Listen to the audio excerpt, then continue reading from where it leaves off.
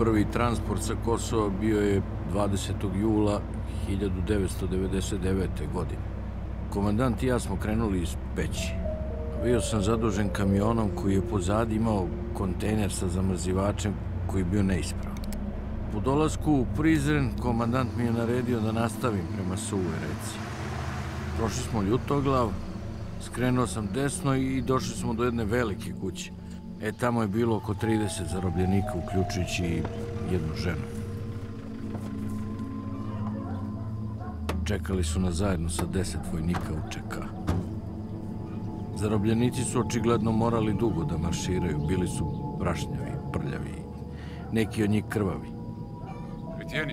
Jedan vojnik UČK je saslušavao nekoliko zarobljenika Srba. So šiptar kebrar, jat luftes. Brano! Lukam će ne uštri. Segenje porfolj! Lukam ber, lukam radnjeri. Srbi su bili iz Gnjilana i iz sela kraj Orahovca. Naredili su im da se ukrcaju u kamion.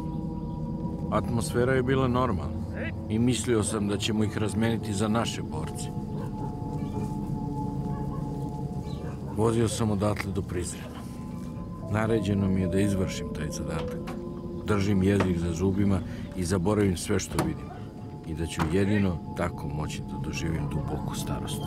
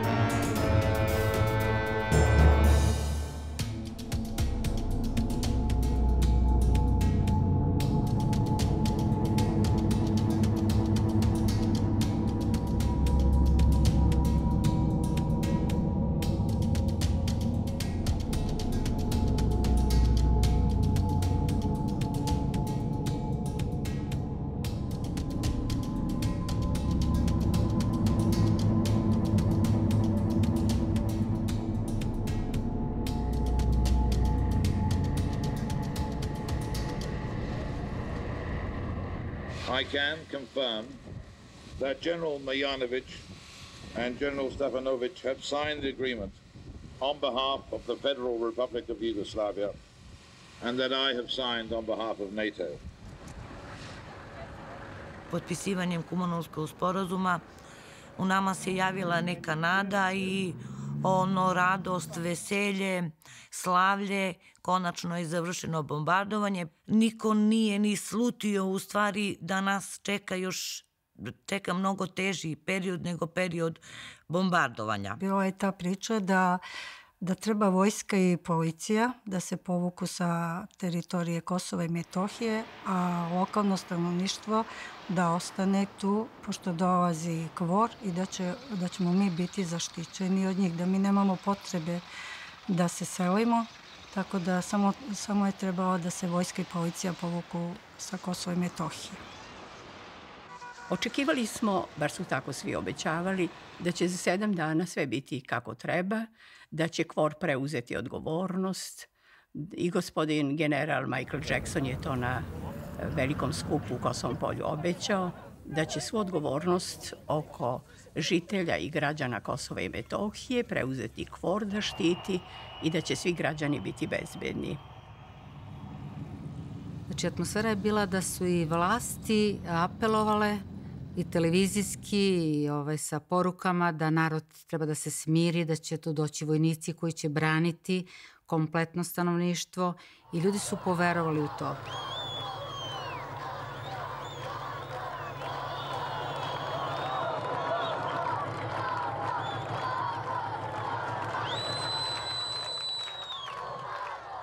Prvo što smo doživjeli u Prištini je bio dolazak izbjeglica s prostora Metohije. još uvek smo bili onako u šoku, nesvesni šta se događa. Nekako smo činili, nam se činilo da je KFOR ušao, da će opet postojati neka bezbednost, da ljudi koji su ostali u gradu u principu nisu nikom ništa nažal učinili, samim tim su zato i ostali. A onda čuješ razne priče od tih ljudi koji su došli iz Metohije, o otmicama, ubistvima, paljenje sela celih. Nisam mogu da verujem da to tako, tom brzinom se dešava.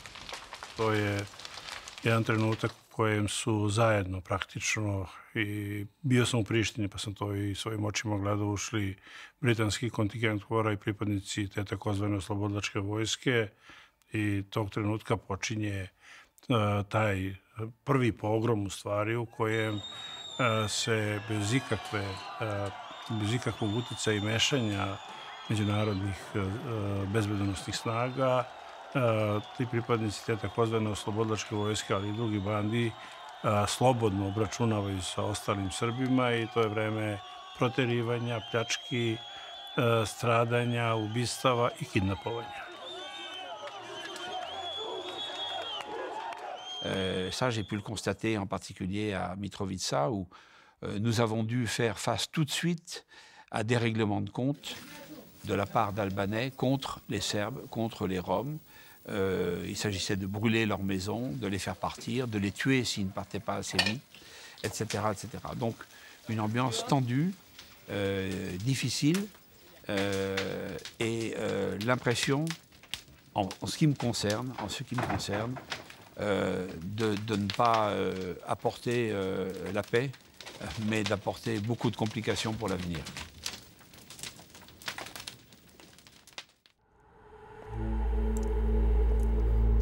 Porodica Silvane Marinković tih dana napustila je selo Slivovo kraj Gnjilana i spas potražila u Gračanici, gde su većinski živeli Srbi. Silvanin suprug Goran se posle nekoliko dana vratio u selo kako bi sa vozačem kamiona i komšijom uzeo stvari iz kuće. Sva trojica oteta su na putu ka Gnjilanu u mestu Labljane. Tela Predraga Miljkovića, Živojina Pavića i Gorana Marinkovića nikada nisu nađena. Kako saznajem da je samo ovaj vozač ubijen, a da je moj suprug tada odveden u to selo Labljane i da su odatle prebačeni u Mramor.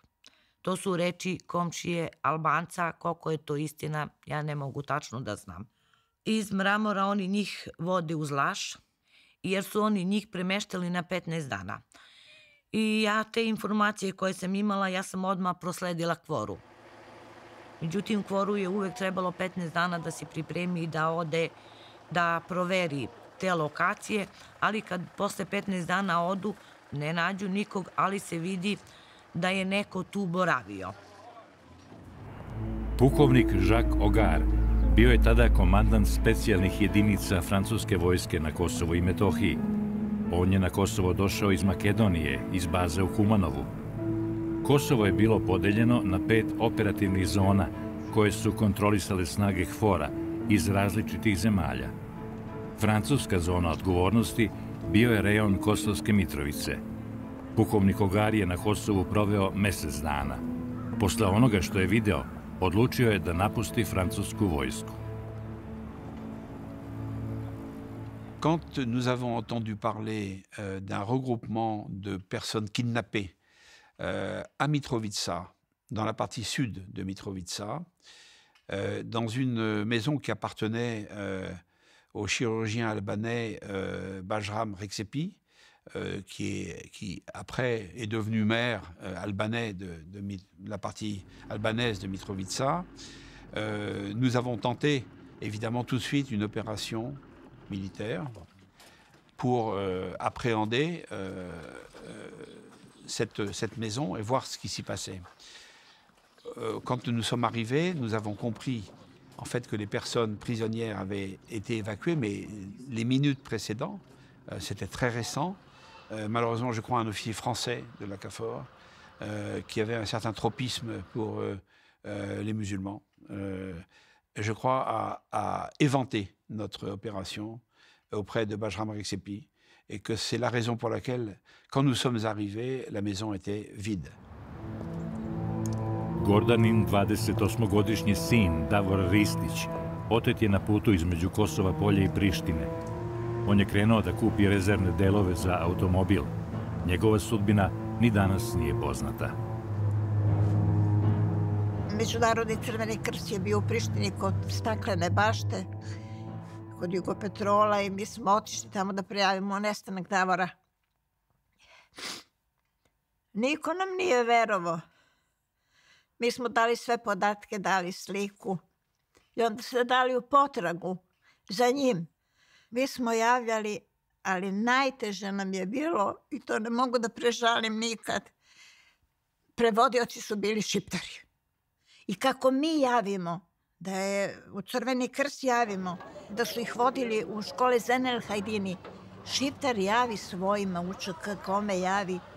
Tako da od toga nismo mogli ništa, nikakve koristi da imamo toga od tih obaveštenja gde se oni nalaze kad ih kidnapuju.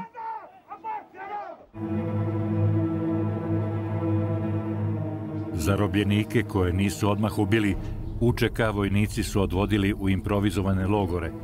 Bile su to napuštene zgrade, škole, privatne kuće. Takvih logora je širom Kosova, kako su pokazala kasnija istraživanja UNMIK policije, bilo 144. Gotovo da je svaki rejon imao svoje logore.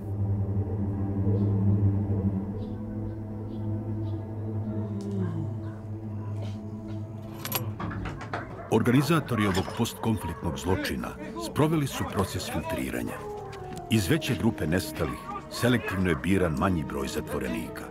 Oni su odvajani i odvođeni negde dalje.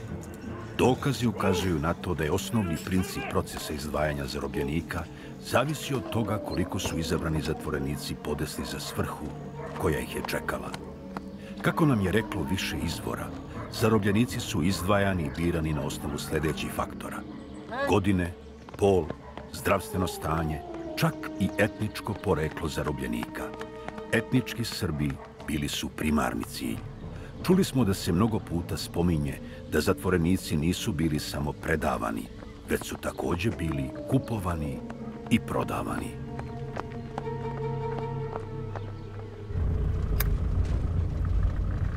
U Roševcu je bio oficir UČK koji je Pečki i Prizrenski klan snabdevao zarobljenim Srbima iz svoje oblasti. UČK iz moje zone kupovala je Srbe iz severnih opština takođe. Jedan visoki komandant UČK je lično naredio lokalnim komandantima da ga obaveste ako se zarobe Srbi. Kad keresh një ngarkesë cilësore. Janë të rinj. E duke në shëndeshtë. Ashtu si që po kërkojnë. Fatë e di fesht. E kap një serb, edhe merë parë për kjo.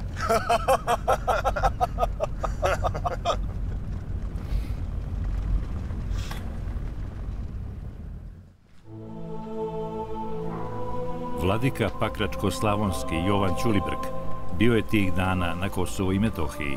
Na Kosovu više nije bilo srpske vojske i policije, a nije bilo ni drugih institucija. Ostala je samo Srpska pravoslavna crkva. Više od 1500 izbeglih Srba iz Metohije spas od UČK terora je tih dana pronašlo u Pećkoj patrijaršiji, gde se nalazio i tadašnji jeromonah Jovan.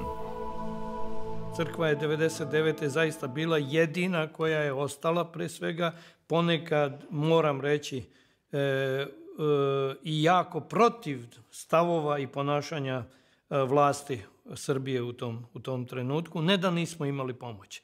Imali smo vrlo često i nam se i odmagalo, da ne kažem to da su se vesti koje smo mi slali odozdo suzbijale, da su se vesti micale, jer nikom nije odgovaralo u Beogradu iz vlasti da se čuje da je na Kosovu progon, da je na Kosovu pakao doslovno, jer se ubeđivalo ljude da je rezolucijom 1244 sve rešeno.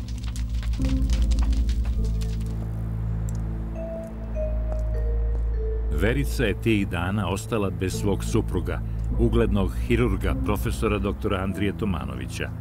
63-godišnji načelnik klinike za hirurgiju u Prištini, Kidnapovan je u 1 sat popodne u okviru bolnice u kojoj je radio. To je poslednje što se zna o ovom uglednom lekaru i profesoru. On je krenuo iz bolnice, bio je obučen u civilno odelo, izašao iz bolnice i stigao do kapije. Prošao je pored 3 punkta britanskog kvora naoružanog. Tu su prišla 2 mlađa čoveka koja su ga nasilno ugurala u kola. Pa ja pretpostavljam da su oni pratili njegov rad i njegovo nastojanje da on ostane tu. Njegovim nestankom zatvoren je medicinski fakultet, mnogi lekari su napustili posao, skoro su svi lekari otišli. Znači, on je bio jedini koji je mogao da sa sobom povuče 1000 ljudi i da se etnički očisti grad. Igorov brat, Aleksandar Todorovski, kidnapovan je dan nakon otmice doktora Tomanovića. Odveden je sa svog radnog mesta, sa stomatološkog odeljenja hitne pomoći u Prištini. Aleksandar je bio apsolvent stomatologije i imao je 29 godina. Mi naknadno saznajemo da su uniformisana lica UČK-a i naoružana prošla pored punkta britanske vojske koji je bio ispred hitne pomoći, na koji način ne znam, ušli, legitimisali sve zaposlene i poveli moga brata, ubacili ga u vozilo hitne pomoći i poveli ga put, to je put za Skoplje, smo ga mi tako zvali u principu, ali put za Gračanicu, znači taj izlaz ka Prištini. Dalje ne znamo ništa. Vrlo mi je čudno da su oni uspeli da uđu, da prođu kontrolu kvora, s obzirom su bili naoružani, a ja kad sam došao da se raspitam za brata, ulaz mi nije bio omogućen. Les règles d'engagement étaient évidemment de ne pas prendre parti pour une communauté ou une autre, mais nous savions bien que l'esprit de l'intervention de l'OTAN était favorable aux Albanais, à l'UÇK. Moi, j'ai très vite réalisé que c'était une faute majeure, que nous avions choisi le camp des fauteurs de guerre. Zapadne zemlje koje su se tokom bombardovanja angažovale na Kosovu uzdržavale su se od direktne intervencije na terenu i radije su pribegavale vazdušnim napadima. U takvoj situaciji UČK je postala njihov nezamenljiv saveznik u kopnenim operacijama. Zato su sve potonje međunarodne uprave na Kosovu morale da održavaju dobre odnose sa svojim de facto saveznicima na terenu, koji su u međuvremenu postali novi gospodari na lokalnoj političkoj sceni. Deti su sinovi. Vikam, pa ima decu Micke i pobegli da spasu deca. Majku, ti jebem srpsku, vika, kap tu je, ja bum dole. Kup mi je madar ovako sve. Nema? Daj mi pušku, pušku nema, pušku sam da, daj pištolj nema. I šta da radim, i mene bum po glavu, bum tamo, ja bum padne.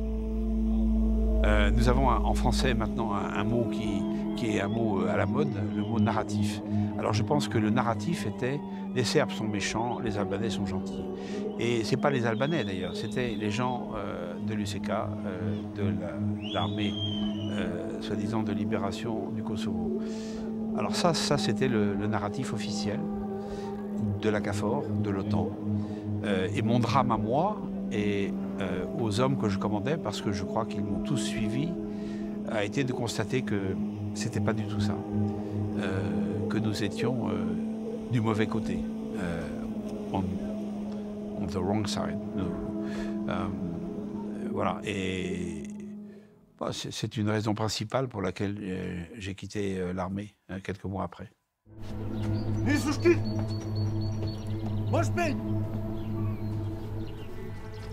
Međunarodni akteri su se opredelili za ignorisanje zločina počinjenih od strane UČK u nameri da postignu kakvu takvu stabilnost na terenu.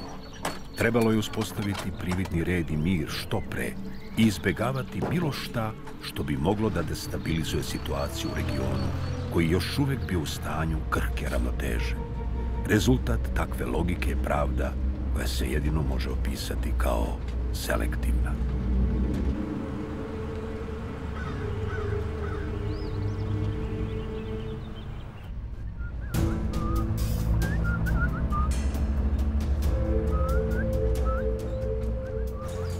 Učestvovao sam u transportu zarobljenika sredinom avgusta 1999. godine. Neki ljudi iz UČK su me tada pozvali, dugovao sam im nešto i morao sam da radim sve što mi kažu. Poslali su me u Suvu reku i tamo sam preuzeo 4 muškarca Srbina. Krenuli smo za Prizren. Sa mnom u kabini kombija bio je jedan tip, a druga dvojica su bili pozadi sa Srbima, čije su ruke bile vezane. Iza nas su bila trojica pripadnika UČK koja su se vozila u pratećem vozilu. Nisam znao ko su ti zarobljeni Srbi. I bili su tu u starosti negde oko 25-30 godina. Šta ćete sa nama? Čuj! Sudeći po izgledu i odeći, bili su seljaci. Kupunećoni! Bilo nam je zabranjeno da sa njima razgovaramo, ali su nas tokom puta ti zarobljeni Srbi stalno pitali gde ih vodimo. Čuvaraju po Kerkeno Nagana! Zarobljene Srbe smo dovezli u Prizren. Tu nam je naređeno da ne smemo da bijemo zarobljenike, već da ih tretiramo dobro. Šta se događa, bre? Hoće da nas ubiju, znam i ja. I ja to mislim. Pa vidiš da nas više ne biju. Bilo mi je prvi put da čujem tako nešto. I iznenadilo me. Pošto nam je uvek prije toga bilo dozvoljeno da prebijamo Srbe, da im lomimo ruke i noge, kako nam se prohte. U prostoriju gde sam čuvao zarobljene Srbe došao je jedan Albanac, obučen u civilno odelo. Mirdite, mirdite. Podignite košulje, da vas pregledam. Naredio je Srbima da skinu košulje i onda ih upitao da li su udarani sa motkama ili pendrecima ili slično. Srbi koji su pokupljeni u Talinovcima kažu da su primili više udaraca u glavu i da je to bilo sve. Bio sam veoma iznenađen načinom na koji su zarobljenici bili tretirani. Pomislio sam da će biti razmenjeni za zarobljene Albance. A ili nas to spremate za razmjenu?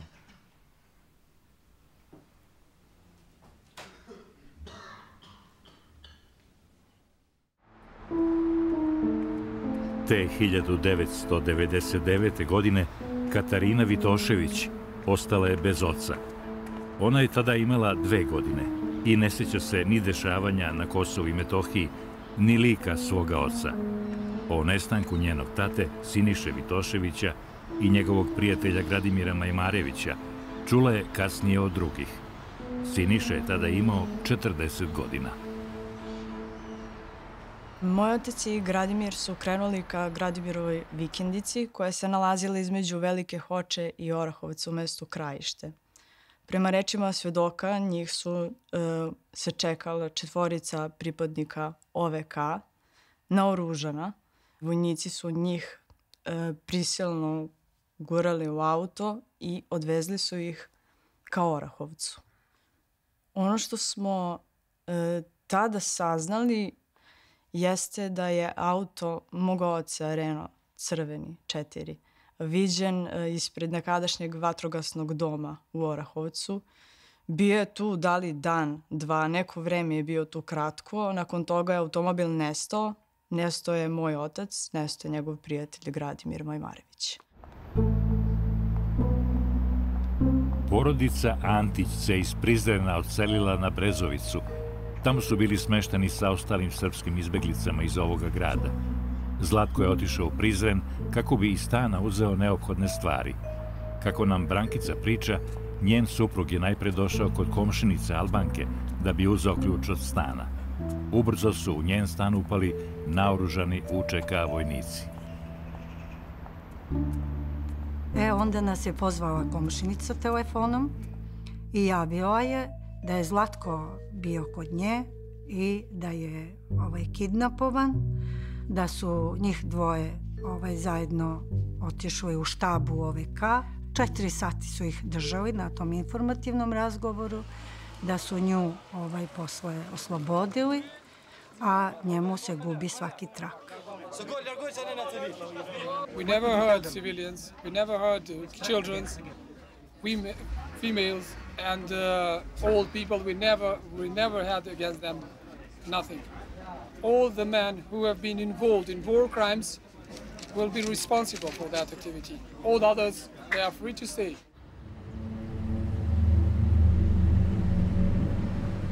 Kada smo stigli u Prizren, u deo koji se zove Tusus, odveli smo zarobljene Srbe u kuću jednog lokalnog Albanca. Iz malog kamiona koji je vozio iza nas izveli su još 6 Srba. Svi su bili zatvoreni u istu kuću.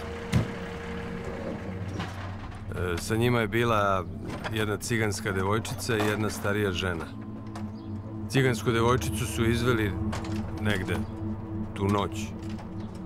Čuo sam da su je vojnici UČK silovali. Posle toga je više nikada nisam video. Sljedećeg jutra u Tusus je došao jedan UČK vojnik koga sam znao iz prethodnih transporta. Iz grupe zarobljenih Srba izdvojio je 3 mlađa Srbina koji su dobro izgledali. Potom smo svi, 4 Albanca i 3 srpska zarobljenika krenuli ka granici. Išli smo ka Kukešu. Zarobljenim Srbima smo stavili trake na usta, ruke su im već bile vezane. Naređeno im je da ćute ili će biti ustreljeni na licu mesta. Prošli smo granicu bez problema. Trubnuli smo nemačkim vojnicima i to je bilo sve. Mirošt, Kaljin! Pa problem. Put je bio zakrčen izbeglicama koji su se vraćali iz Albanije na Kosovo.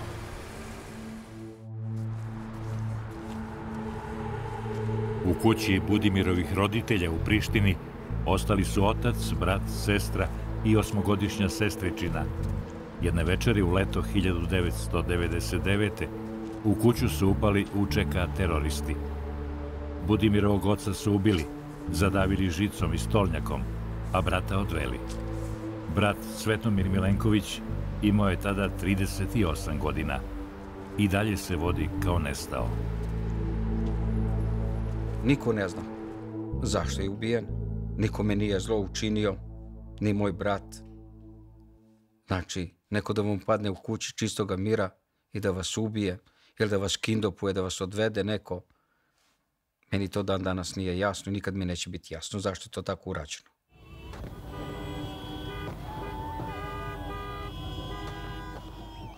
Shortly after midnight, a crowd of people attacked 3 innocent Serbs. An elderly man, his wife, and an old woman were pulled out of their car and assaulted before the eyes of hundreds of people. As a result, the man was shot, the women were injured, while nobody around them dared to intervene.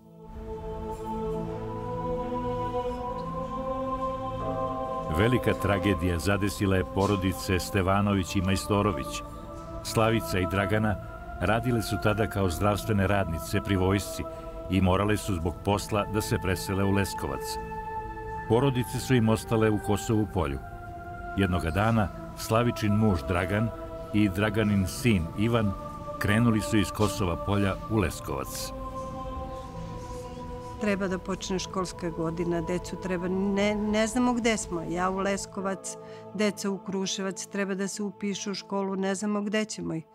I onda je krenuo da bi našli neki stan i on pređe jer su ga isterali iz posla. I uveče kad je zvao da kaže, mi krećemo tada, Dragana, Majstorović, pošto smo zajedno radili u Leskovcu, kaže je super da uzme i mog Ivana. I kako je vreme prolazilo, škola nije počinjala u Kosovu Polju, znači Ivan je bio gimnazijalac, 3. godine gimnazije završio, trebao je da bude maturant i on se uznervozio i hteo je da krene, da ga ja upišem u Leskovac. Zajedno sa komšijom Stevanović Draganom kreću put Prištine, put Merdara za Leskovac, gde oni nikada nisu stigli. Zadnji put su ih videli na nadvožnjaku kod kasarne, na izlasku, znači iz Prištine, i odatle im se gubi svaki trag. Kamion koji smo koristili je bio običan kamion sa frižiderskim kargom pozadi. Nije imao nikakve air condition niti ventilaciju. Ja ne mogu više. Ne mogu da dišem. Majko mila, nećemo da završim. Bolje da nas ubiju nego što nam ovo radi. Dali su nam stroga naređenja da zatvorenike ne smemo da povredimo i da im damo hranu i vodu. Pa čujete li? Ubijte nas! Ubijte nas! Ubijte nas!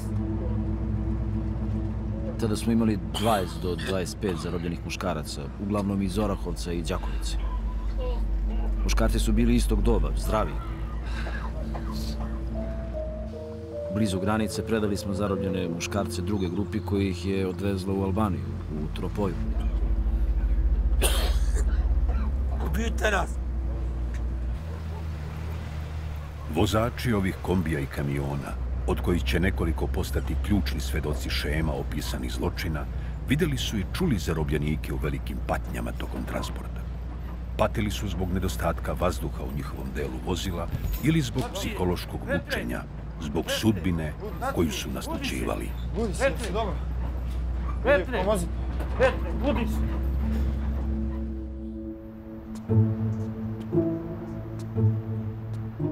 Jasminin otac, Paun Živković, bio je pre bombardovanja direktor srednje tehničke škole u Uroševcu. Kako bi otvorio novu srednju školu u Štrpcu, gde su pretežno živeli Srbi, otišao je sa kolegama u pratnji KFOR-a u Uroševac. Bilo je potrebno da preuzmu dnevnike, dosijeje radnika, pečate i ostala potrebna dokumenta. Kidnapovan je zajedno sa kolegom Markom Stojanovićem u toku radnog dana u školi u centru Uroševca. U međuvremenu je nastala zbrka da su KFOR-ovi vojnici tatujući Marka ostavili u kancelariji sa tom trojicom kolega Albanaca, a da su sa ostalim Srbima napustili zgradu i otišli na neku drugu lokaciju. I rekli su da se brzo vraćaju. Ono što se potom desilo, a to su izjavljivali ova trojica koja su bili prisutna u kancelariji kad se sve to desilo, da su nakon 15 minuta došli ljudi u crnom, upali su u kancelariju i na srpskom su im se obratili i rekli šta vi tražite ovde i izgurali ih iz kancelarije i, kako oni tvrde, odveli u nepoznatom pravcu. Znači, to je bilo oko 1 popodne. Bila je puna škola učenika, bilo je profesora, bio je radni dan. Prosto je nemoguće da budu ljudi odvedeni u nepoznatom pravcu, da niko ne zna gde.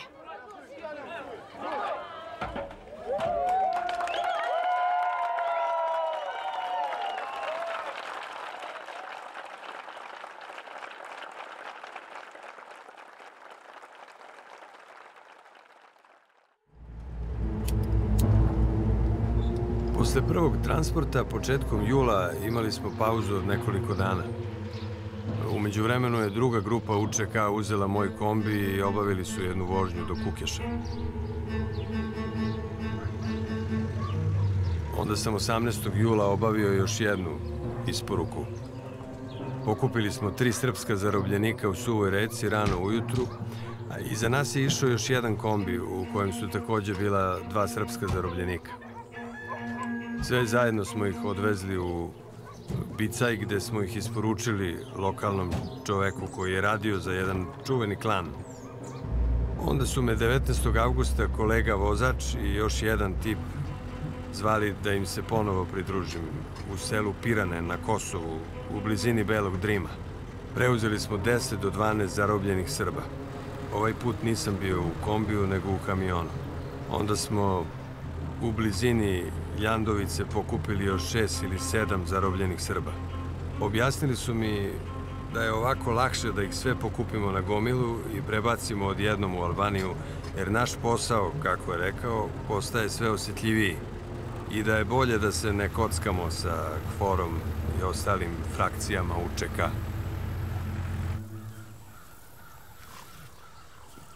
Nakon avgusta nisu me više koristili za transporte, ali ja sam saznao od drugih da su ti transporti nastavljeni, bar do kraja 99.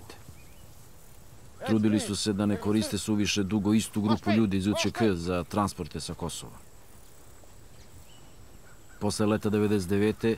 UČK je počela da koristi mnogo više planinske staze i puteve, kao i korita reka, da bi prebacivali srpske zarobljenike u Albaniju. Zato što je postalo teže i rizičnije prelaziti granicu regularnim putem.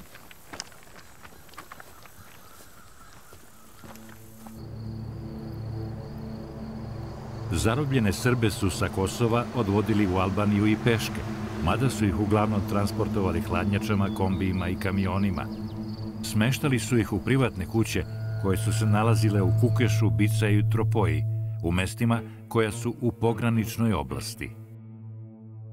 Međutim, transportovali su ih i u centralnu Albaniju, u Burelj i selo Ripe južno od Burelja, u kojem se nalazila takozvana Žuta kuća.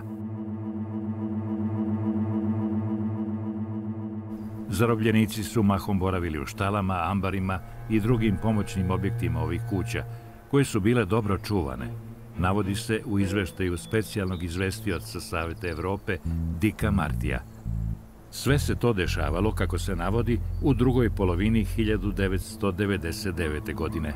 Tada su zarobljenici bili uglavnom Srbi. Nekoliko meseci ranije u Albaniju su dovođeni drugi zarobljenici. U Kukešu, u napuštenoj fabrici metala, nalazila se velika vojna baza UČK, odakle su vojnici slati na front. Tu, u napuštenoj fabrici, postojao je i izolovani zatvor, logor, u koji je UČK dovodio uglavnom Albance, koje su sumnjičili da sarađuju sa Srbima. Hapsili su i one Albance koji podržavaju njihove protivnike, političku partiju Ibrahime Rugove. Zarobljenike je UČK odvajao uglavnom u izbegličkim kolonama, koji su tih dana tokom bombardovanja Jugoslavije bile brojne u Albaniji.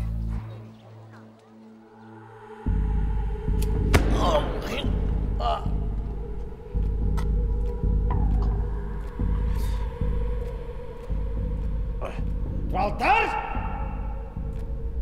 Aș pulmon me srvet!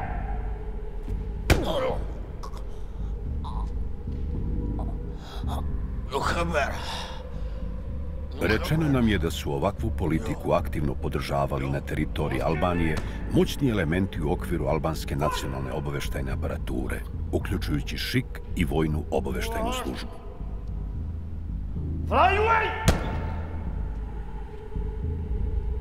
Gost, Antoni! Nuk e di është Zoti. Nuk e di këmbar. Qikur, fila ljufta. Neki njihovi članovi su prisustvovali ispitivanjima, a nekada čak i učestvovali u postavljanju pitanja zarobljenicima UČK, koji su držani u logorima za pritvor.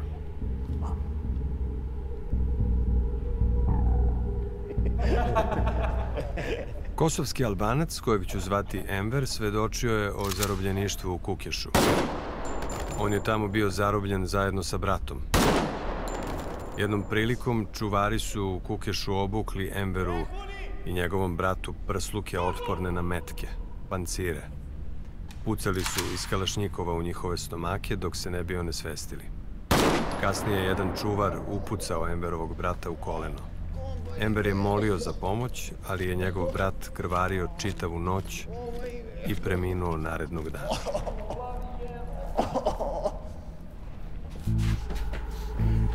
Gledao sam kako ljude tuku, bodu noževima, udaraju palicama.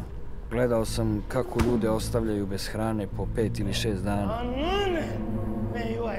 Gledao sam kako spuštaju mrtvačke kovčege u rake. Gledao sam kako ubijaju. Sa mnom u logoru su bile i 3 Albanke sa Kosova. 2 zatvorenika su bili Romi iz Prizrena. Ostatak su činili kosovski Albanci.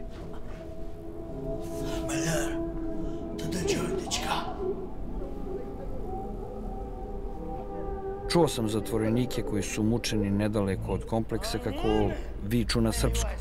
Čuo sam ljude koji su vikali dok su ih mučili. I jasno se moglo razaznati da im je srpski maternji jezik.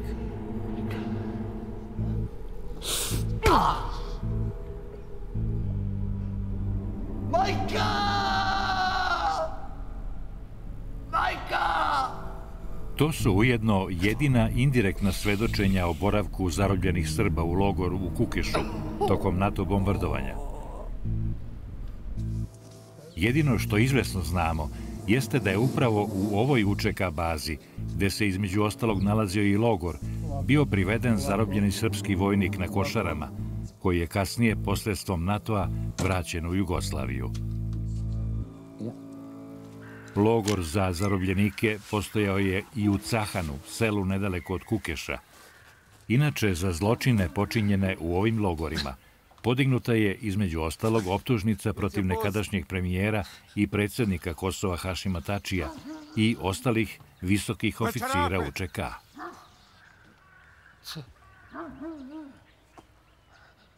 Prenojec je išao ne partin Srbe.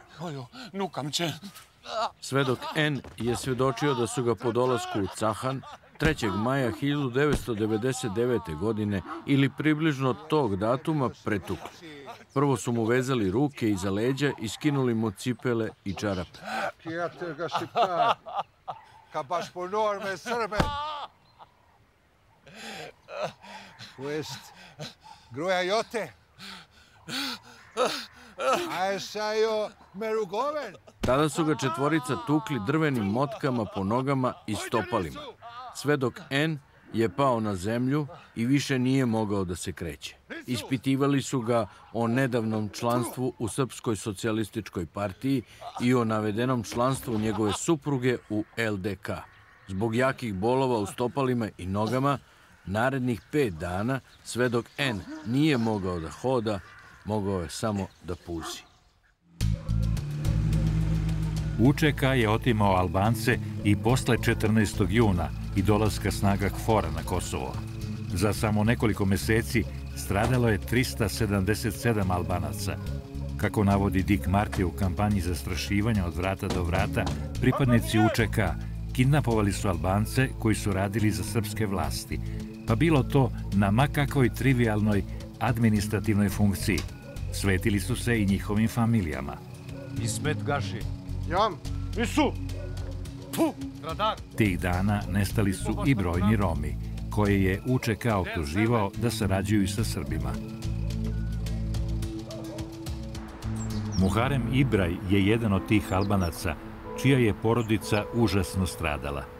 Njegova priča je jedna od tragičnijih na Kosovu.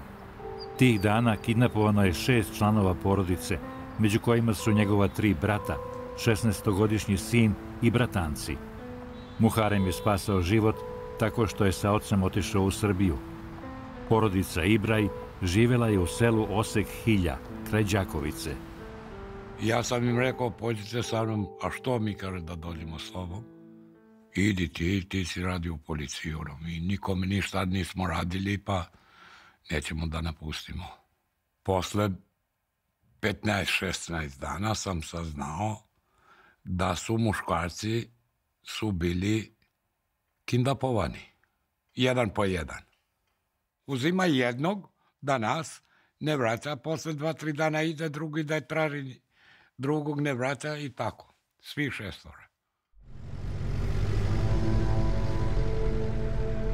Stigli smo na nekih 15 kilometara pre ulaska u Suvu reku.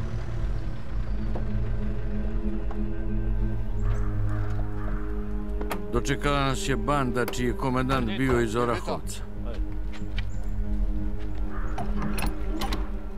Ovaj put sam video leševe umotane u sivu vojničku ćebadu. Mogao sam da osjetim miris sveže ljudske krvi, tako da sam znao da su nedavno ubijeni. Među njima je bilo i žena, ali većina su bili muškarci. Tu su utovarili leševe u kamion. Neprijatan UČK suvozač mi je rekao, pogledaj dobro, moj brat je završio u Trepči. tu su sipali prašak kaporit, koji se koristi za dezinfekciju i eliminaciju neprijatnih mirisa.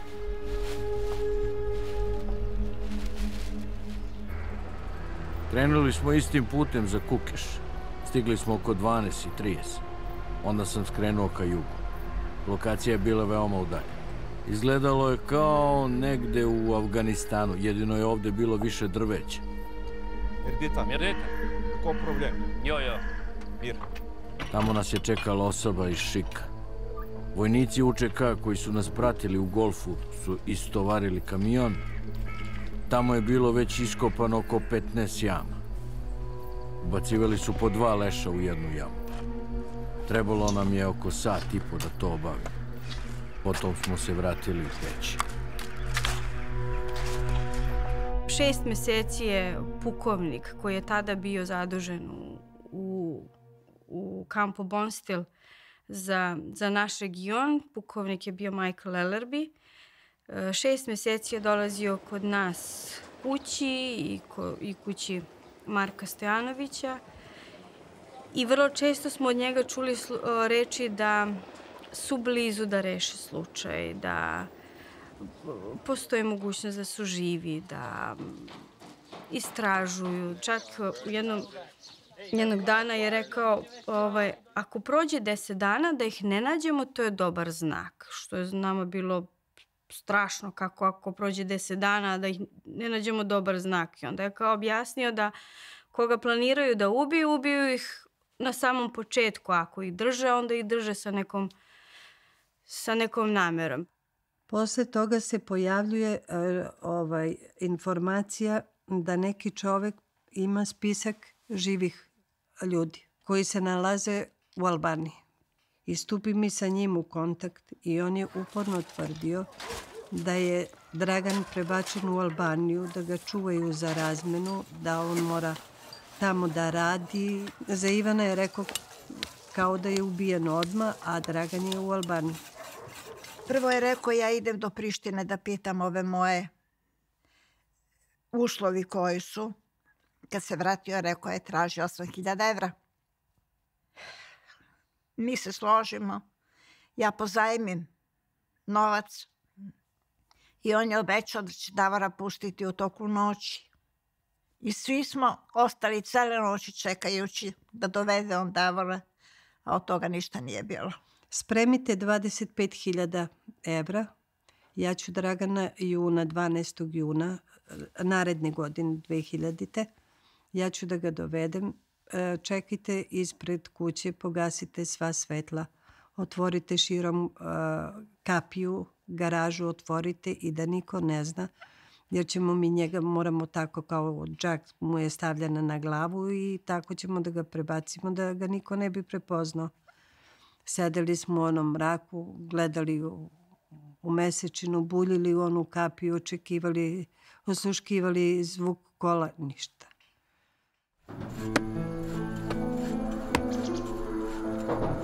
Svedok 7 mi je kazao da su mnogi Srbi bili dovođeni visoko u planine, da bi im se popravila krvna slika. Davana im je dobra hrana, imali su intenzivne aktivnosti radeći na farmama i sekući drva. Posle nekog vremena, kad bi stigle poručbine za ljudske organe, odvodili su ih u Burelj, te su čekali na operaciju. Ajde! Sudeći po izjavama svedoka, zarobljeni Srbi su mesecima držani u Albaniji. Neki za koje se procenilo da nisu dobri za svrhu koja im je namenjena, ubijani su odmah u logoru u kojem su radili, a neki izabrani transportovani su dalje. Zarobljenici su često premeštani iz jednog mesta u drugo, iz jedne privatne kuće u drugu. Držani su u manjim grupama, 5 do 10 zarobljenika, kako ne bi bili toliko upadljivi za okolno stanovništvo.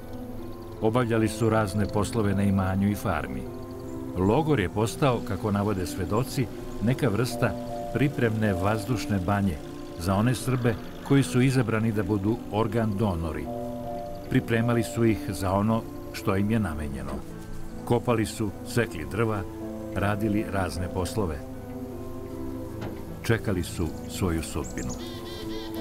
Pa još i na samom početku mi smo od 2001. godine imali podataka da su postojala neka mesta pritvora u Albaniji, da su ljudi angažovani na raznim mestima, da su radili fizičke poslove, da se radilo u rudniku Deva, da se radio autoput ispod Prokletija, da se radilo u luci Drač na istovarivanju robe. Na mnogim mestima su se pojavljivale grupe u kamenolomima i tako dalje, da su ljudi prolazili, da je jedan čovek čak video da jedan radnik pije vodu Knjaz Miloš.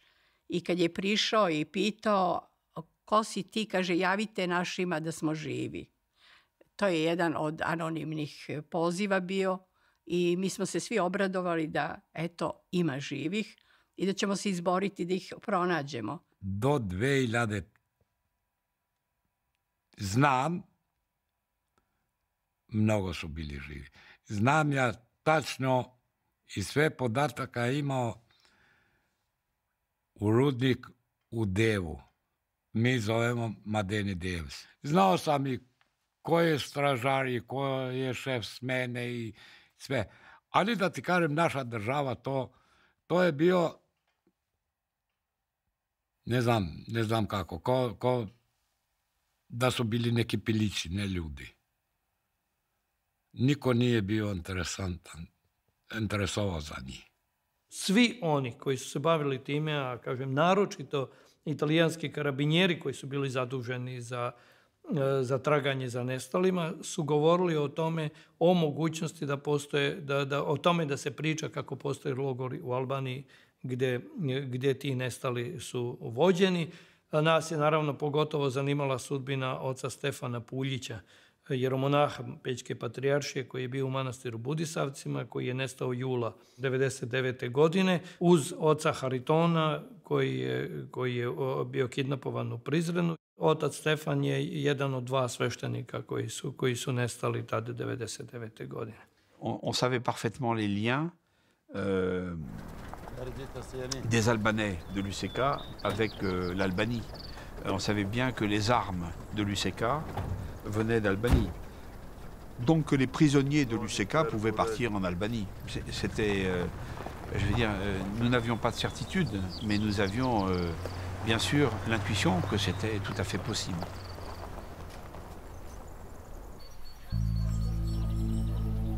Kako nam je rečeno, svaki zarobljenik je u Albaniji prolazio bar kroz 2 tranzitna objekta za pritvor, kroz 2 usputne stanice pre isporuke u operacionu kliniku. Te usputne stanice su kontrolisali operativci i saradnici UČK, povezani sa Dreničkom grupom.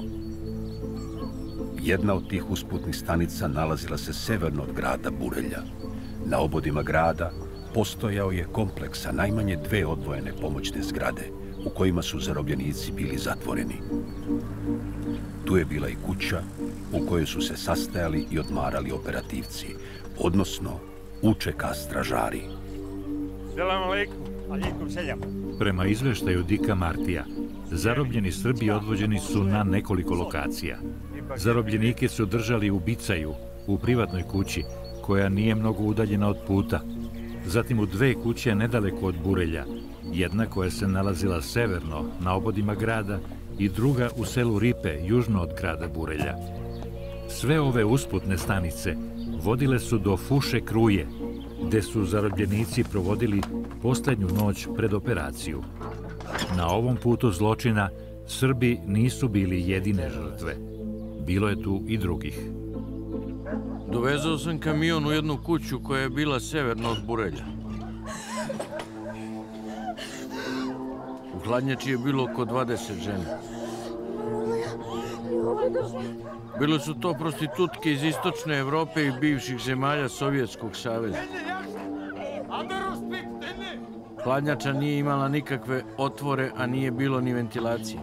Bilo je strašno. Kad smo otvorili zadnja vrata, nekoliko devojaka je bilo bez svesti. Nisu mogle da dišu jer nije bilo vazduha.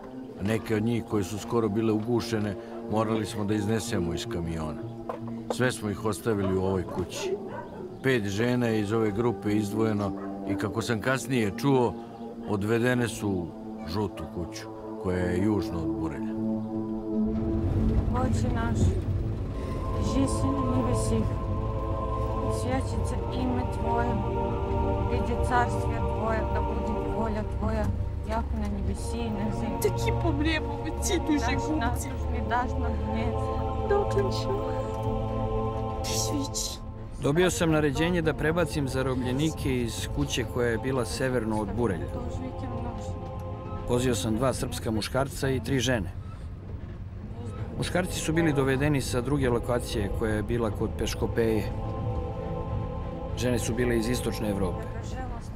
Odvezao sam ih u južnu kuću kliniku, u selo Ripe, u žutu kuću. Tamo sam ih i ostavio. Kad su mi rekli da su prebačeni iz Albanije, to zna država, svi. Ja sam riskirao svoj život da idem u Albaniju. Uzeo jednu ženu, neću da mu pomenjam ime. Kad mi se poginio sin, nek se poginem i ja. Ta žena mi pričala. Srpkinja je. Bili smo u prvu Tiranu, pa u Drač, pa u Valjonu, pa u Puks, pa u Tropoju. U Tropoju do Brancur dalje nismo mogli jer sneg je bio mnogo. Pa ne, nismo mi mogli da pričamo baš tako javno, jer nismo smeli prvo za nas. Nego imao sam ja neki kao rođaci, kao oni su nam dali te informacije. To svi znaju, samo onaj ko hoće da laže, svi znaju da su bili živi. I ja međuvremena nađem jednog čoveka sa Kosove. On je bio policajac UČK. I sad šta on se pokvari odnos sa njima, on mora da pobegne posle rata. Ovo pričam za 2003. I ja kažem, kako možemo mi da znamo da li ima živi, da li ima, kaže. Kako da ne? Ja ću kažem da vas vodim na 5 mesta, ima preko 100 ljudi gde ja znam, jer on je bio policajac u vreme UČK.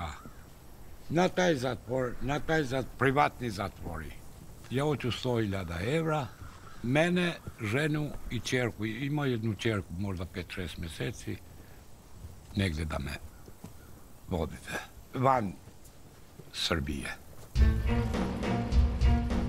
Predstavnici UNMIK-a i Srpske komisije za nestala lica, koji su tada bili sa njima, nisu početkom proleća 2003. godine poverovali u iskaz ovog svedoka, koji je, kako je tvrdio, imao saznanja o lokacijama logora gde se nalaze Srbi u Albaniji.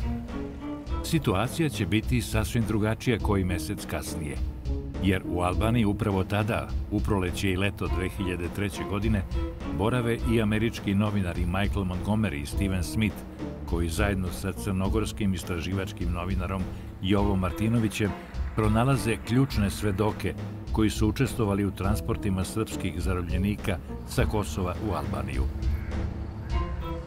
Oni prvi put njima iznose saznanja o trgovini organima.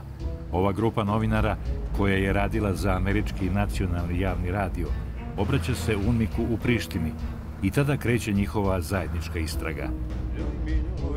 Tako, krajem oktobra 2003. nastaje poverljiv dokument UNMIK-a koji sadrži njihovu međusobnu komunikaciju i razmenu saznanja o iskazima svedoka koji se tada nalaze u Albaniji i Crnoj Gori.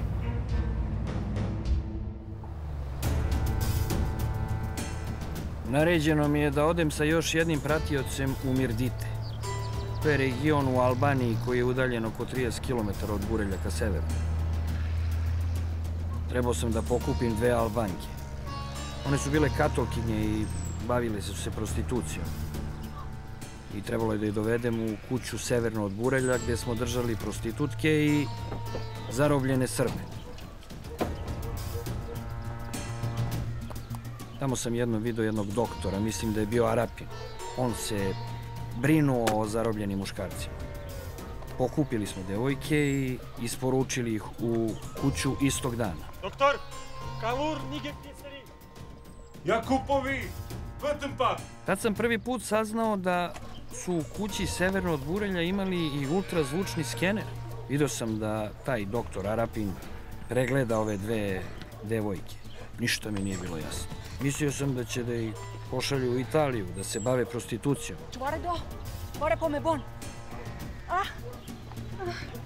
Posle toga sam saznao od prijatelja koji je takođe vozač da su i druge dve devojke iz Mirdite zajedno sa ostalim zarobljenicima odvedene u žutu kuću, u tu kuću kliniku, da bi, kako je on to opisao, bile korišćene za rezervne delove. Sećam se da sam baš bio tužan, zato što su devojke bile Albanke i bile su veoma mlade. Prvi put nisam znao šta se dešavalo. Drugi put sam pomislio da je to sve povezano sa prostitucijom. Tek treći put, kad sam shvatio šta se u stvari tamo dešava, bio sam užasnut. Hteo sam da pobegnem negde. Moji saborci koji su učestvovali u tome bili su dobri vojnici, ali su me ovde razočarali. Mislio sam da su se borili u ratu, a ovo što su činili nije imalo nikakve veze sa ratom. Vati, uvećoj.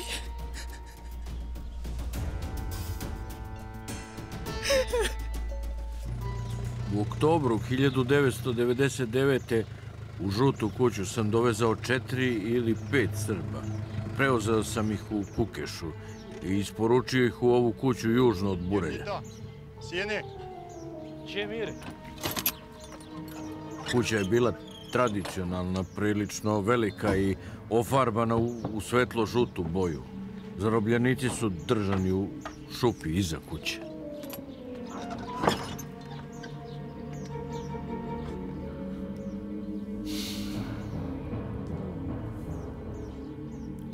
Ne znam, brate, šta hoće od nas. Ne znam ni ja, brate. Ništa mi ne pada na pamet. Gde su hteli da nas ubiju, do sad bi nas ubili. Vukli su nas od kuće do kuće. Kopali, cepali drva. Ne znam. Ne znam šta planiraju s nama. Iskreno da vam kažem, ja mislim da je 2 godine sigurno da je bio živ i da jeste bio negde po logorima. Mislim, to je neko moje mišljenje da je i te priče da su uviđeni tamo i ovamo i ja mesecima nisam mogla da se trgnem od toga jer su pričali kako im deru kožu, kako im čupaju nokte, kako im vade oči, užas jedan. Ja znači sećam se tog dana kad je došla ta žena koja nam je tu informaciju donela da sam ja ušla u toalet, da sam prekrila lice rukama i vrištala sam. Svaki dan, mi nismo mirni ni jedan dan. Svaki dan nekakva novost stigne, ovde su Niši, ovde. Zadnje što je bilo, što smo čuli, bilo je da su ih vodili na brod, da su im sekli organe na živo, a helikopter čekao organe koje su davali dalje, koje je kupovao, a njih bacali u more. Što znači da nikad kosti ne možemo da nađemo njihove, a sve se nadamo umreću, neću naći kosti moga sina, kako? A sve se nadam puzeći noge, bole me, lomim se sva, ali nema koristi. Još ako su to stvarno radili, ne može čovjek da se smiri uopšte. Sve te priče i informacije koje smo mi dobijali uglavnom su od Albanaca. Od prijatelja, bivših komšija, poznanika, kolega,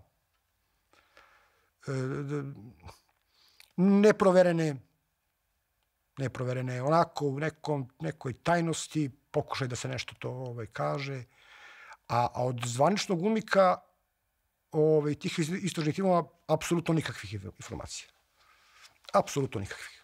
Iz početka je KFOR tragao po Kosovu i Metohiji, da bi očigledno tokom jula 1999. godine do njih došle vijesti o tome da postoje logori u Albaniji. I negdje avgusta 1999. godine su već karabinjeri dolazili do nas, raspitivali se. KFOR ili karabinjeri su postavljali pitanje da li smo mi čuli nešto o trgovini organima, da li mi imamo podataka, ali o tome se otvoreno razgovaralo. Nalazio sam se u Burelju, u kući u severnom delu. Upravo sam završio isporuku nekih žena, u moj kombi su ubacili 4 zarobljenih Srba. To su sve bili mladi muškarci u dobroj formi. I sa mnom u pratnji bila su još 2 pripadnika UČK.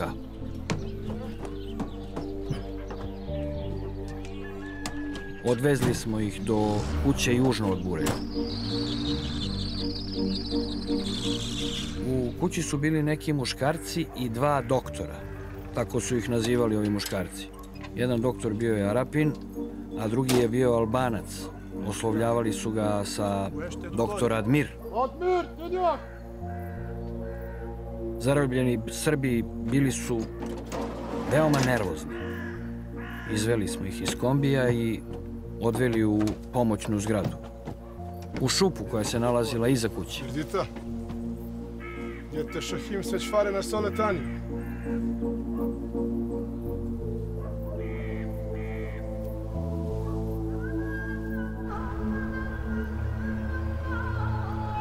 Posle nekoliko meseci ponovo sam se našao u Burelju. Tu sam preuzeo 2 Srba, muškarca i ženu. Ona je bila mlada i govorila je srpski. Srbi su bili očajni i uplašeni. Bože Gospod, šta će s nama da bude? Dobro, biće dobro. Ne, šta ćete mi raditi? U jednom momentu muškarac nas je molio da ih ubijemo odmah po kratkom postupku. Nemojte to da radite. Molim vas. Nemojte da nas sečete. Stanite ovde i ubijte nas kao pse, samo. Nemojte da nas režete na delove, molim vas. Ko Boga vas molim. Govorio je da ne žele da ih mi sečemo na komade. Odvezli smo ih u predvečerje tog dana u istu kuću, južno od Burelja, u žutu kuću.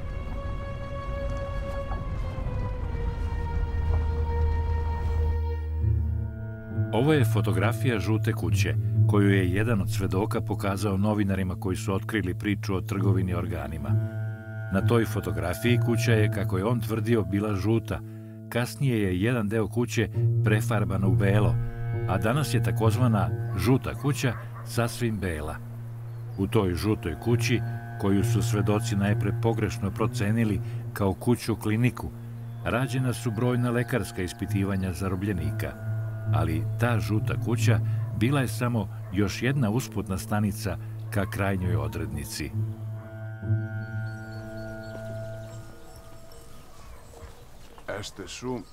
Kad sam izvršio svoju prvu isporuku u kuću južno od Burelja, prvo o čemu sam razmišljao je bilo zašto ih tamo pregledaju i vade im uzorke krvi. Već sam ranije čuo da zarobljenicima vade krv.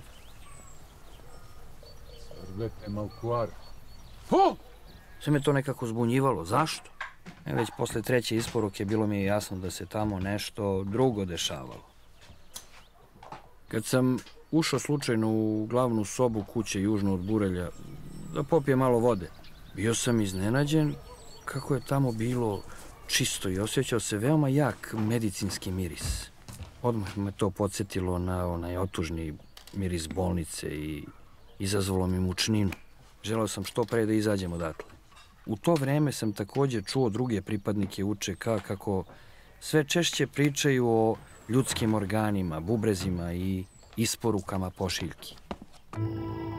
Postoje značajni elementi dokaza da je mali broj zarobljenika UČK, uključujući neke od otetih Srba, dočekao smrt u selu Ripe, u ili u blizini žute kuće. Saznali smo o ovim smrtima ne samo kroz svedočenja bivših vojnika UČK, koji su rekli da su učestvovali u zatvaranju i transportovanju živih zarobljenika, već i kroz svedočenja osoba koje su nezavisno prisustvovale zakopavanju, otkopavanju, preseljavanju i ponovnom zakopavanju leševa zarobljenika. To se dešavalo kako u periodu dok je UČK bila u kući, tako i u periodu kada je UČK napustila takozvanu žutu kuću, a vlasnici te kuće se u nju ponovo vratili. Sviri, trupat još! Putin ga dune, Sicilijan će se!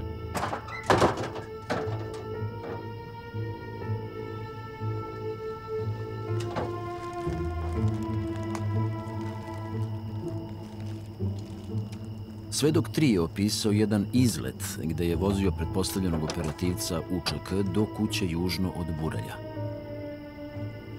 Svedok je iz vozila posmatrao kako je oko 20 ljudskih leševa zakopano na malom groblju na oko kilometar od te kuće.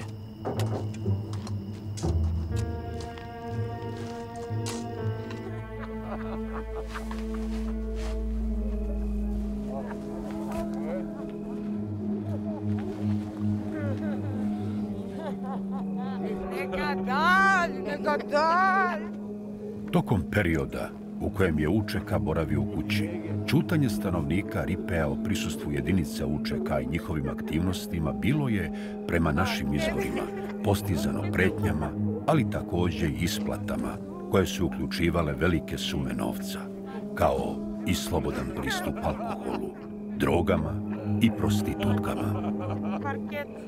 Znate kako, ja lično mislim da su ljudi kidnapovani samo zbog razmene. U 90% slučajeva.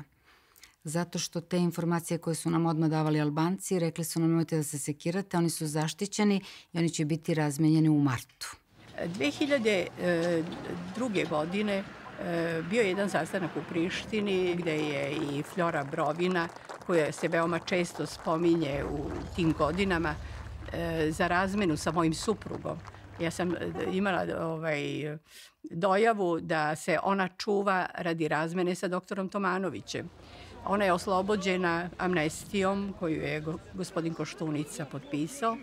Međutim, moj Andrija se nikada nije pojavio i ja ne znam zbog čega nije došlo do razmene zarobljenika.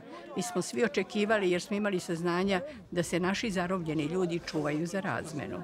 Ovdje je bilo preko 2000 zarobljenih i krivično osuđenih. Mnogi su bili krivično osuđeni u našim zatvorima. I najveći deo je pušten po zakonu o amnestiji, jedan deo je po presudama viših sudskih instanci oslobođen, a jedan deo je aboliran. Stalno smo imali i te proteste, dolazili smo u Beograd. Saslušaju nas šta imamo da kažemo i na tome se završi. Obećaju, eto tako, nećemo da ih pustimo. Kad su ih pustili više, šta? Mi smo izgubili tu snagu koju smo trebali da imamo u trenutku kada se sa međunarodnom zajednicom razgovaralo ne samo o zatvorenim Albancima, nego generalno o nestalim licima. To je bio trenutak u kojem se sve bilo sveže, sve bilo blizu, gdje je moglo mnogo više da se uradi. Ali šta se desilo? Nama su 1999. i 2000. godine došli ad hoc timovi Haškog tribunala samo sa jednim zadatkom, da prekopaju prostore Kosova i Metohije i nađu dokaze za podignute optužnice protiv državnog, vojnog i policijskog vrha Srbije. Žrtve srpske nikoga nisu interesovale. Ne znam šta. Verovatno će nas pustimo malo, da nas voze tamo, vamo. Neće nas pustiti. Možda nas za mene, za neku. Ne. Pustit će nas, bre. Kad bude ova razmena, ima da nas pusti 100%. Pa da su htjeli ubili bi nas do sad. Nećemo se mi živi izvući, braćo. Osim ako ne pobjegnem. Ma gdje da begnem? Bežim, ne znam gde smo. U kući koja se nalazila severno od Burelja, kao i u žutoj kući, zarobljenicima su rađene brojne analize. Trebalo je ultrazvukom utvrditi zdravstveno stanje zarobljenika, odrediti krvnu grupu, uraditi analizu drugih biohemijskih parametara koji su bili bitni kako bi se pronašla podudarnost tkiva organa prisilnog davaoca i eventualnog budućeg primaoca.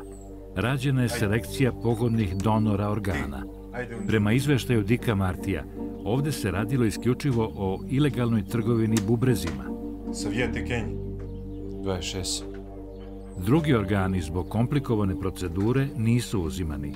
Neki svedoci spominju da je sve započelo prodajom krvi, da se krv uzimala od brojnih zarobljenika i na crnom tržištu prodavala za transfuziju. Operativci UČK ne samo da su ostavljali zarobljenike u selu Ripe, već su zarobljenike iz žute kuće transportovali dalje u druge zatvorske objekte. Prema svedočenjima vozača umešanih u transport zarobljenika, neke osobe koje su pokupili u Ripeu su bile iste osobe koje su doveli sa Kosova. Drugi zarobljenici su stizali u Ripe sa drugih strana. Vozači nisu znali da kažu odakle i kako su se i ti zarobljenici našli tu. Zato Žuta kuća nije bila krajnja tačka ili konačna destinacija u ovoj udruženoj mreži objekata za pritvor i transport zarobljenika. Njena precizna uloga, njena važnost u celoj operaciji možda je prethodno bila pogrešno shvaćena. Žuta kuća izgleda više imala karakter usputne stanice u kojoj su zarobljenici držani u tranzitu do svoje krajnje sudbine.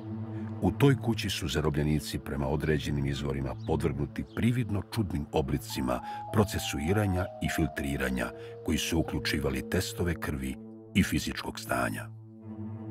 Prelomni trenutak je bio 2008. godine, kada se pojavila knjiga Carlo Del Ponte Lovija i ratni zločinci.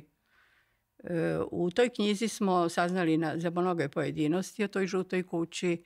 Saznali smo i za neki dokument koji je UNMIK imao da je 300 ljudi prebačeno u Albaniju, da su to mahom bili mlađi ljudi, zdravi, da su dobro održavani, da bi imali kondiciju i tako dalje. Međutim, svako je nalazio svoga u tom broju i svi su bili veoma razočarani, izgubili su snagu da se bore. Tako da ta priča je još uvek u fazi dokazivanja i prosto kažem vam, ako neko voli da to ne bude istine, želi, to su članovi porodice. Jer kako god i šta god da se desilo, ne bismo voljeli da saznamo da je to istina i da su na takav način završili. Majka teško živi sa tim informacijama. Teško je boriti se prvo sam sa sobom, znači izboriti se i u stvari vi vidite da sami sebi kažete jao Bože, da su ga barem odmah ubili. Davora nema. A on je bio zdrav momak, krupan, visok. Imali su šta da koriste organe sa njegovog tela.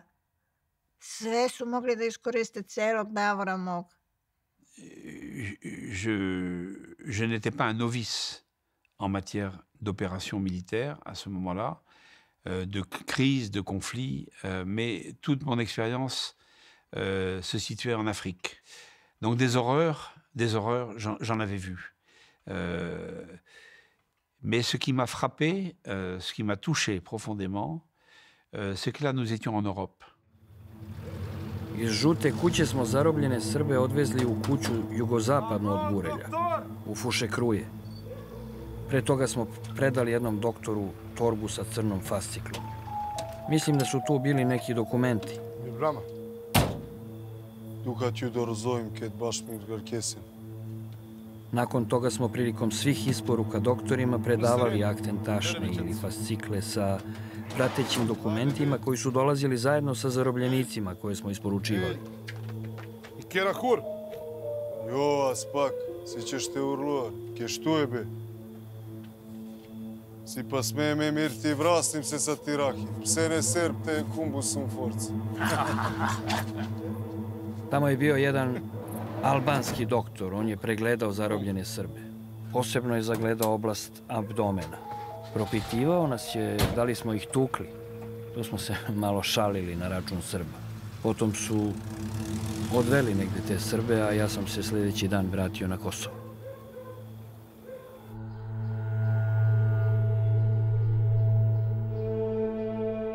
Na posljednjoj lokaciji koju smo otkrili u našoj istrazi, Fušekruje, proces filtriranja navodno je dostizao svoju krajnju tačku i malu odabranu grupu zarobljenika UČK koji su bili dovedeni dovde sustigla je smrt. Postoje snažni pokazatelji i svedočenja izvora koja smo pribavili da su u procesu preseljavanja kroz mesta tranzita bar neki od ovih zarobljenika postali svesni krajnje sudbine koja ih čeka. Najkasnije, kada im je špricevima vađena krv za testiranje ili kada su ih fizički pregledali ljudi koji se spominju kao doktori, zarobljenici su morali da budu svesni da su tretirani kao neka vrsta medicinske robe.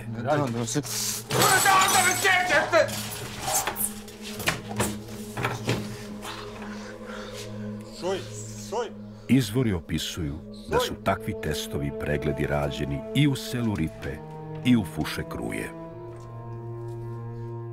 Znate kako, svake godine je sve manje nade. Svake godine. A koliko je u kome, evo, postoje roditelji koji danas smatraju da su im deca živa. I to im ne možete nikada osporiti. Mi sad tražimo, nema živih nema. Kaže, zadnja nada umire, nema. Nada je umrla davno kod nas.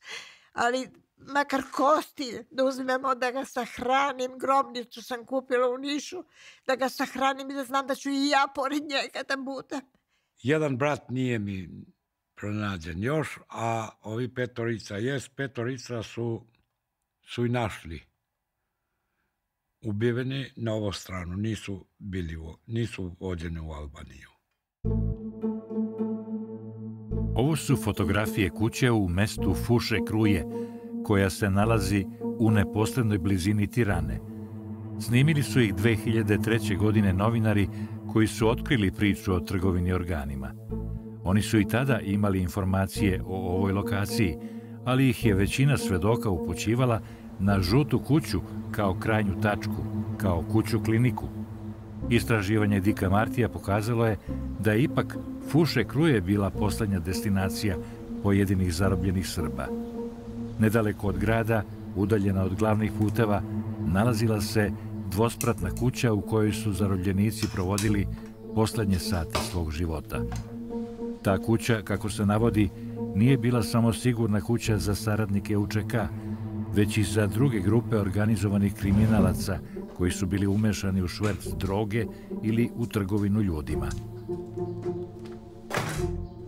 Dick Marty je u svom izveštaju vrlo detaljno opisao kroz kakvu agoniju su zarobljenici prolazili u poslednjim trenucima. To upućuje na logičan zaključak da je jedan od njegovih sagovornika bila osoba koja je direktno prisustvovala tragičnom kraju zarobljenika. Zarobljenici koji su dovođeni do oblasti Fuše Kruje prvo su držani u objektu Sigurna kuća. Vlasnik ovog imanja bio je etnički Albanac koji je navodno delio i klanske veze i veze organizovanog kriminala sa članovima Dreničke grupe. Kako i kada bi bilo potvrđeno da su hirurzi za transplantaciju bili u mogućnosti i spremni da operišu, zarobljenici su dovođeni iz Sigurne kuće pojedinačno. Po kratkom postupku ubijao ih je strelac UČK, obično pucnjem u glavu. Njihovi leševi su onda brzo transportovani u improvizovanu operacionu kliniku kako bi im uzeli jedan ili više organa. Oče naš, koji si na nebesima, da se sveti ime Tvoje, da dođe carstvo Tvoje, da bude volja Tvoja na zemlji kao i na nebu. Saznali smo da je ovo prvenstveno bila trgovina bubrezima leševa, to jest bubrezi su vađeni posthumno. Hirurške procedure koje su sledile, vađenje bubrega iz leševa pre nego operacije na živim davaocima, najčešći su način na koji se dolazilo do donorskih organa i tkiva potrebnih za transplantaciju. Eminentni eksperti na polju transplantacije organa, koje smo konsultovali tokom naše istrage, opisali su nam ove procedure kao efikasne i niskorizične. Nije to bio sklop naprednih hirurških procedura koje zahtevaju kontrolisane kliničke uslove i, na primer, ekstenzivnu upotrebu anestetika. I lekari sa kojima smo mi razgovarali rekli su da je u pitanju prilično jednostavna operacija vađenja bubrega, koja zahteva minimalan broj ljudi i jednostavne i nezahtevne operacione uslove. Iskusan hirurg, rekli su nam lekari, ovakvu eksplantaciju bubrega može maltene da izvede bilo gde.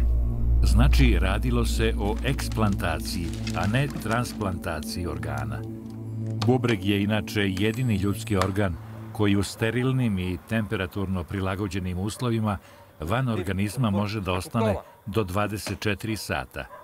Srce, recimo, može samo 4. 24 sata bilo je dovoljno da se organ izvadi i dalje avionom transportuje u drugu zemlju. Lokacija Fuše Kruje izabrana je zbog blizine glavnog aerodroma u Tirani. Udaljenost je bila samo nekoliko kilometara. Kasnije sam dobio zadatak da pratim vozilo do aerodroma Rinas kod Tirane. Razgovarao sam i sa drugim saborcima iz UČK koji su učestvovali u sličnim isporukama. Redovna isporuka je bila na jutarnjem letu ponedeljkom za Istanbul. Na aerodromu Rinas nismo imali nikakvih problema. Zaposlenima na aerodromu su davane pare da zažmure i ista priča i na aerodromu u Istanbulu. Od prvo dvoje Srba uzeli su samo 2 bubrega. Tada je bilo važno napraviti prodor na tržištu. Kasnije su postali mnogo uspešniji i zarađivali su do $45.000 američkih po žrtvi. Najveća isporuka u inostranstvu je bila kad su odjednom iskasapili 5 Srba i potom njihove delove tela direktno prebacili na aerodrom. Tada su zaradili čitavo bogatstvo. Druge isporuke su uglavnom bile nakon komadanja 2 ili 3 Srbina odjednom. U samu trgovinu organima je bila uključena manja grupa ljudi.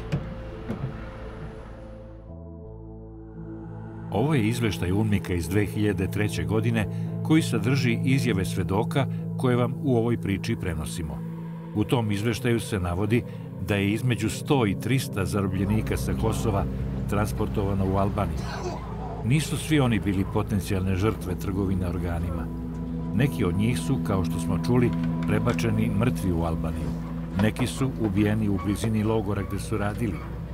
Dick Marty navodi da je kao žrtva trgovine organima završila samo, kako on kaže, šačica zarobljenika.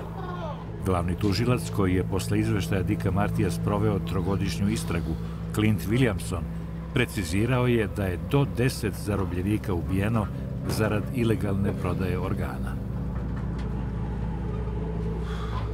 Na bazi čega oni daju takve procene, to je sad pitanje na koje ja nemam stvarno odgovor, ali ja sam neko ko misli da to treba da se istraži, pa iako je nijedno, i to treba da se kaže. Ali ja verujem da je veći broj, pogotovo što, ponavljam, u izveštajima na nekoliko mesta se vidi da je tu bilo i devojaka iz istočnih zemalja i znači kojima se niko ne bavi. Ce que m'a dit ce procureur français détaché à l'Union européenne il y a quelques années, j'avais confiance en lui, je ne le connaissais pas, il est venu me voir confidentiellement pour me dire je veux vous dire que la justice progresse sur cette affaire et qu'en tout cas, si ça dépend de moi, elle ira jusqu'au bout. Et qu'il y a des personnalités, y compris des personnalités françaises, bien connues, qui ont beaucoup de soucis à se faire pour la suite des événements. Pa to je moje neko mišljenje da su ih oni posle vađenja tih organa, da njihova tela su vratili na Kosovu i da su ih tu sahranili. Sada možda i nije tako, ali ja sam takvog mišljenja.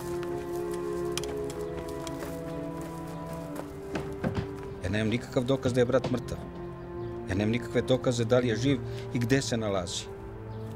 Da li u Srbiji, da li u Albaniji, da li u Americi, da li u Engleskoj, ne znam. Ja ne znam gde se on nalazi, a niko neće da mi kaže gde je. Kad bi mi neko rekao, on se nalazi, Svetomir Milenković, nalazi se, ajde da ne kažem, nalazi se u severni deo Mitrovice. Ali nema ga. Nema ga ni u Mitrovici. Nema ga ni u Kraljevu, ni u Kragujevcu, ni u Beogradu. Pa di je? Niko nam neće kaže gdje su taj naši ljudi. A gde je sahranjen? Ako je sahranjen, neka kaže gde je moje grobnice. Da odem gde poseti, gde je vidim. I da znam da je to on. Ja sam se nadala i nekako sam bila. Eto, to je ta nada bila u meni. Moj je sin volao da dođe u Niš sa snahom, da budu tu 5-6 dana kod prijatelja. I sve sam se nadala, doći će on neka vidi na vratima da je njegovo ime i prezime tu. I dan danas stoji to, kažem da skinem više, stavim, imam čerku, njeno ime da stavim na vratima. Tako mi je to teško, tako mi je bolno. Što nisam mogla ništa da pomognem mom sinu. Ništa. Najviše boli nas što nema istine. Znate kako, ja, kad me pitaju kako se osjećam, u današnje vreme se braća svađaju. Ja bih voleo da se posvađam.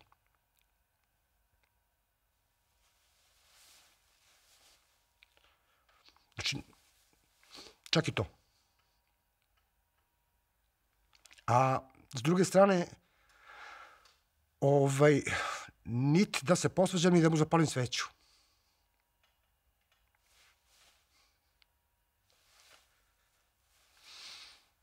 Eto, to je to. Verujem i dalje verujem u dobro ljudi i da ovaj svet počiva na dobroti. Kakvi god zločini da su se desili, majčina srca su ista. Bilo to muslimanska, albanska, srpska, znači majka, svaka majka pati na svoj način i ja se eto nadam da će se neko setiti i smoći snage da kaže gde je moj Ivan završio i da se moja duša smiri. La vente des organes. Mais vous êtes malade, non?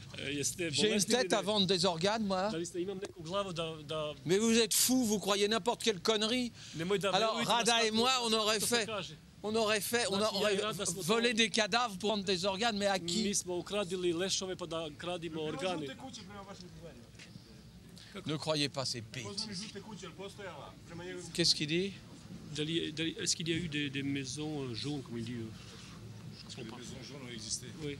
Les maisons jaunes, c'est quoi les maisons jaunes? Šta je to žute kuće? Quelle maison jaune? Šta je to žute kuće? Pourquoi jaune? Zašto žute? Žuta kuća u Albaniji. En Albaniji. Takozvana žuta kuća. Est-ce que ça existe? Da li je to postojalo? Monsieur, vous devriez aller consulter. Morate ići da se kontrolišete, gospodine. Ça suffit, merci. Il n'y a pas eu de maison jaune, il n'y a pas eu de vente d'organes. Elle était médecin et moi aussi. Vous croyez qu'on s'est échangé les organes? Les gens qui disent ça sont des salauds et des assassins.